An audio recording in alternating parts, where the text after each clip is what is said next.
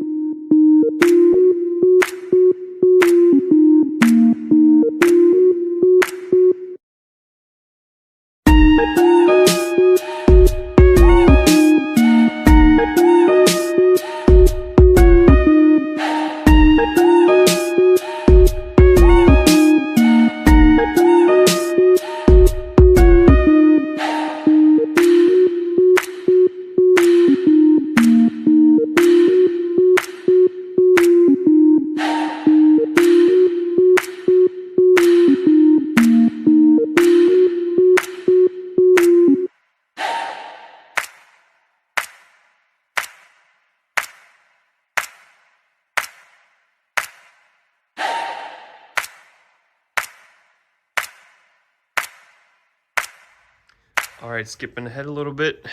I decided not to record all this. I put in the wiring harness. It's pretty much installed, but I have it loose in spots so that whenever I start putting other things on, I can kind of wiggle it around. Got the headlight on here. So yeah, just trying to remember where everything goes. I did take a bunch of pictures, so that does help. But yeah, so I'm gonna start putting in the handlebars, just kind of get everything mocked up. Then I'll start tightening everything down. We do have brand new brake lines that came with these extended arms, so I'll be installing that too. So yeah, moving right along.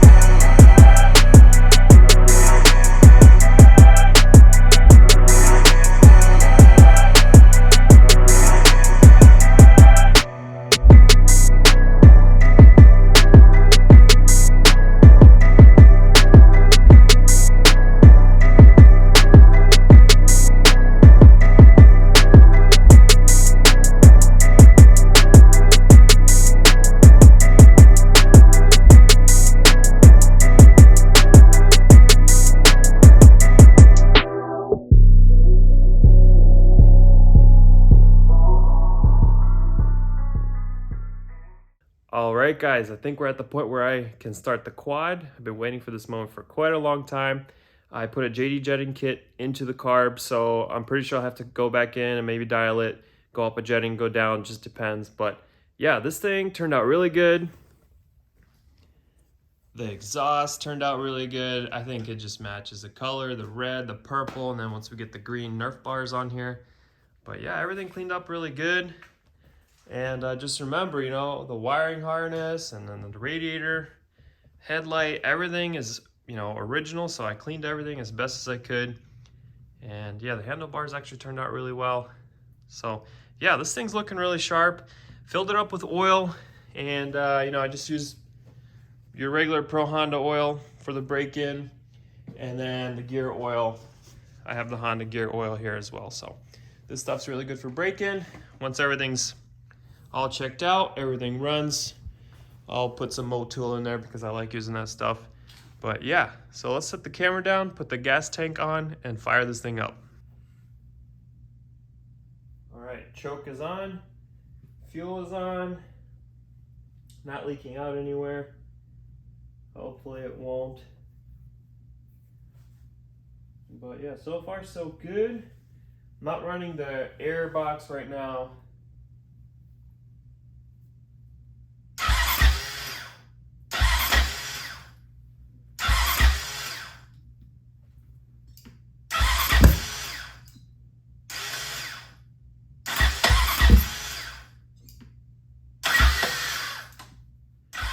Alright guys, so after cranking this thing over a few times, I am starting to think that the clutch, the starter clutch on the side is bad, or there is a gear that sits pretty much between the starter clutch and the starter gear itself. There are two gears pressed together, and the common issue with these quads is that those gears pretty much separate and spin independently. I have a feeling it's either one of those two things, so unfortunately, gotta drain the oil and take out everything that's inside here, take it apart, see what's going on, and yeah, order the correct part. Okay, so as you can see, I took the cover off and I checked out these gears right here. These are the two gears that I was talking about. They can start spinning independently, and the quick fix is just to get them welded, but you have to get a really good welder, not just a crappy little Harbor Freight welder, because you don't want those gears to come apart again. But the issue we're having here is that this clutch is bad. So occasionally it'll catch and it'll turn over the engine, but most of the time it just spins through. So I already ordered it, I already have it, so I'm gonna put it on, and I will see you guys when I'm ready to start this thing. Okay, I know it doesn't look different, but I got it back together. The new starter clutch is in. I inspected everything else looks good. So if we swing over here, this is the old one. Honestly, I'm not really sure what they're supposed to look like when they're bad, but I do notice like how stretchy it is everywhere. Maybe that's a sign. And then I did replace one of these. I probably didn't have to, but I ordered it anyway. And that's the retainer ring part number, and then this is your starter clutch part number. This is about 70 bucks. Didn't feel like going with aftermarket. I'd rather go OEM, have this thing work. So I already tested it, but here we go. Spark plug is unplugged. There we go. Before, it would just spin straight through and I couldn't do anything about it. All right, I'm gonna finish up and we'll start this thing up, hopefully.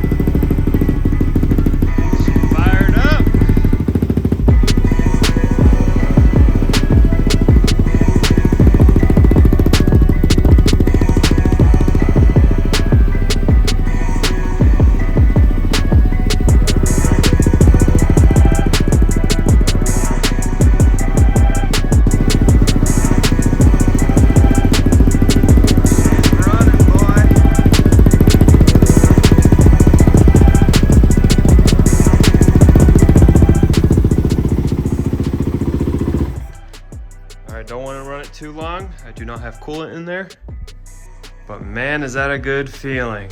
Ah, she's alive. This build has taken way too long. Man, I'm so excited. Sounds so good too. Like super smooth here in the engine. The exhaust is really good too. And I coated this entire pipe here in WD-40 so that when it does burn off, we don't leave any smudges or anything like that. But yeah.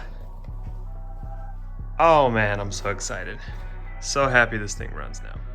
All right guys, it's time to wrap up this video. We finally got this thing semi put together, but we got it running. That was my biggest thing. I really wanted to hear this thing run, and I'm sure you guys have been waiting for that too.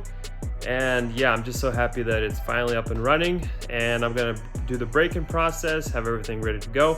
And next video, probably put on Nerf bars, plastics, make sure we go over everything, bleed the brakes. So yeah, there's a lot of work left to do, but I think the hardest part, we kind of went through it, and that thing's running. So yeah, stay tuned for the next video. Thanks for watching.